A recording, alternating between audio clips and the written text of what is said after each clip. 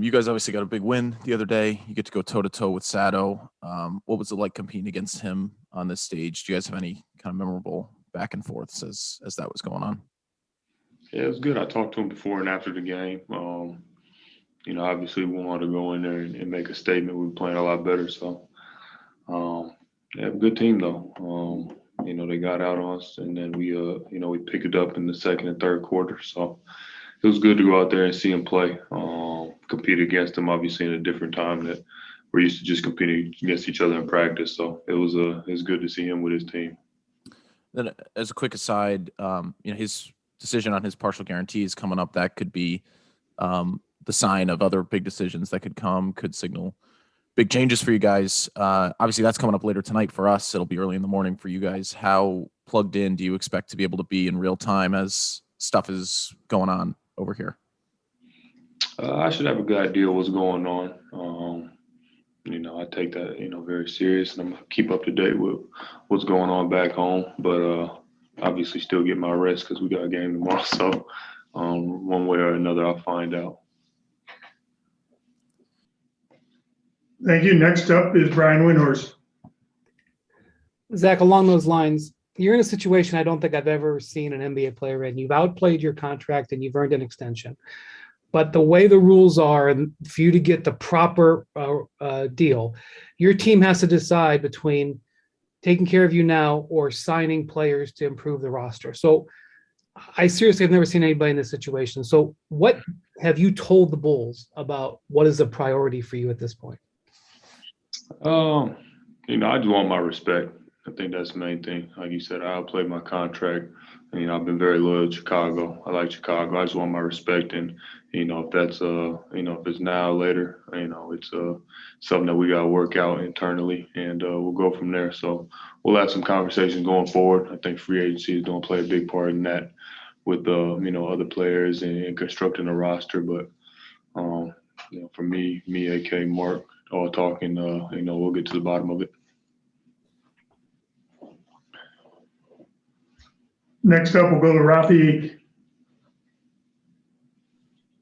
This is Rafi with Nothing But That Sports Talk. I just want to ask you, Kevin Durant just surpassed Carmelo Anthony for the most points scored during the Olympics. How much of an honor is it for you to team up with them during the Olympics this year?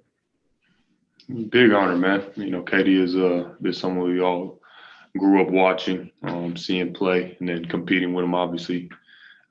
Being here on his team, being able to see how he works every day, and just the ins and out of it, being able to pick his brain, it has been great, man. And he's a great guy, great teammate. Obviously, we know how great of a basketball player he is. So, congrats to him. I have nothing but respect and the highest honor for him and what he's brought to the game for all of us. And we're just 3 rounds away from getting the gold medal. How meaningful for your basketball career in particular to get a gold medal around you? We came here to accomplish a goal. It's not just about me. It's about everybody that we're trying to represent with those 3 letters across our chest. So, we'll take it game by game, but obviously we didn't come here for anything less than that gold medal. Next up is Brian Mahoney. Thank you. Hey, Zach, you guys get Rubio in the next game, who's played very well. And after that, you could get Patty Mills. These are a couple of the highest scorers in the Olympics so far. What does it mean to you guys to have a guy like Drew who you can put on some of these guys and, slow them somewhat, you would think, possibly? Yeah, having him is probably the best perimeter defender we have in the NBA, and you have him on the team, and we got a bunch of guys to, help him as well. Myself included, trying to take on that role, being able to go out there and try to help guard guys. But, having Drew out there is, you can't get much better than that on the perimeter. So, we're going to support each other. It's not just one guy. We got to be able to play team ball and play team defense to stop these guys. It's a different game. So, obviously, even like with Ricky, he doesn't play the same way he does in the NBA. He looks to score more. And, it just shows the talent that we have and to go out there as a team and get the job done. Thank you. Next up, we'll go to Josh Coyne. Hey, Zach. Josh Coyne of Double Clutch UK. from a coaching point of view, you have a collection of NBA coaches that maybe you haven't worked with, that you're kind of building relationships with, from seasoned veterans like Pop to new NBA guys like Ime. Have you found that to be rewarding? And is there anything that has maybe surprised you or you've learned about from those guys that you haven't kind of worked with before? You almost take it as, the collective group of players we have is some of the best players in the world, and same with the coaches, and different thoughts, different great basketball minds working together. What I've taken away from it is just, being able to learn, hear different ideas and thoughts, different schemes. What I didn't expect, how well everybody's able to put their ego aside, us included, coaches included. Just to, for the greater good, people take a step back or play different roles to get the job done. I think it's a beautiful thing. Thanks, Zach. Good luck. Thank you. Next up, we'll go to Akiko. Hi, Zach, how are you? There is no spectator at the arena, and you cannot go out much. But have you feel Japanese fan try to support you, from around the hotel or anywhere?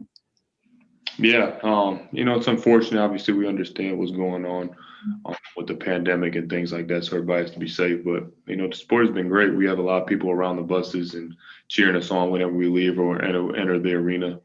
Obviously, we feel the love on social media and things like that. So even in the hotel with the people working has been great, and we really appreciate our time here. Thank you very much. Thank you. Next up, we'll go to Joe Varden. Zach, you played against Spain a couple weeks ago. What'd you think? I think we did a good job. We came away with the win, so we're gonna try to do the same thing. They're a tough team. They've been together for a long time, but we know we do well. And if we do that well, I don't think anybody's going to be close to beating us. So I think if we focus on ourselves and do the right things, we'll have the same result. How much that you're willing to share at practice today, did you guys focus on what happened before and what they showed you, what you did against them the last time? Like, do you expect a similar kind of game? We didn't really. We worked on some things, but we worry about ourselves mostly at practice. Like I said before, if we do what we do well, we bring the intensity on defense. We play our roles, but we're ourselves in our roles. We're free. We're the best players in the world. I don't think anybody will be able to beat us. So that's just my opinion. I think that we focus on ourselves, and then we go out there and compete in the game. Do you think, and this is my last one, because we've heard lots and lots about getting the players to respect the opponents, regardless of country, and kind of forgetting that you guys are a collection of the best NBA players or among the best NBA players. Was there ever a time where you feel like you guys didn't hold the opposition in the regard that you should? And I assume that you do now, regardless if you did before.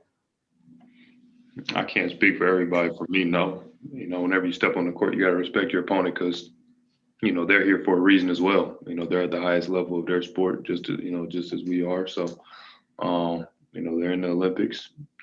You step between the lines, it's 0-0. Highest score wins, and we've already lost a couple games. So it's I respect my opponent. I can't speak for everybody else, but from what I know, we respect everybody, and we respect ourselves, and we know our game. So we go out there and we try to win.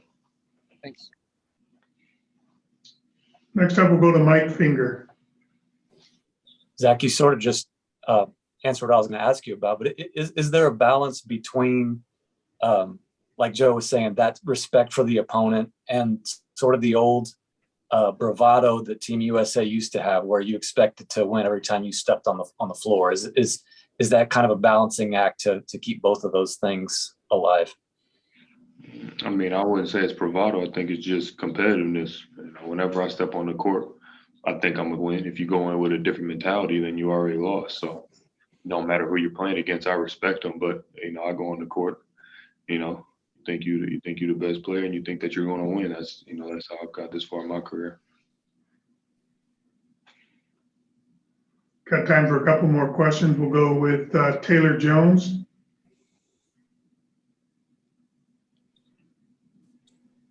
Taylor, you need to unmute.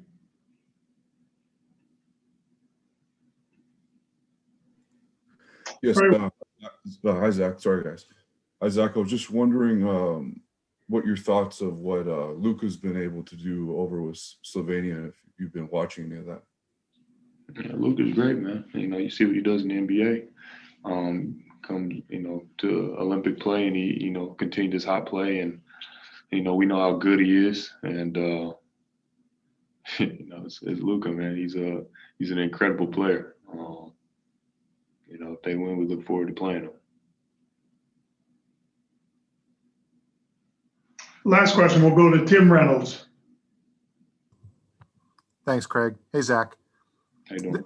This is one of those things that you guys didn't have any control over, but you could have played at 10 o'clock tomorrow morning if it had, I guess if they had selected it to go that way. How brutal would that have been to play a elimination game in the Olympics at 10 o'clock in the morning, knowing how the NBA body clock is typically set up?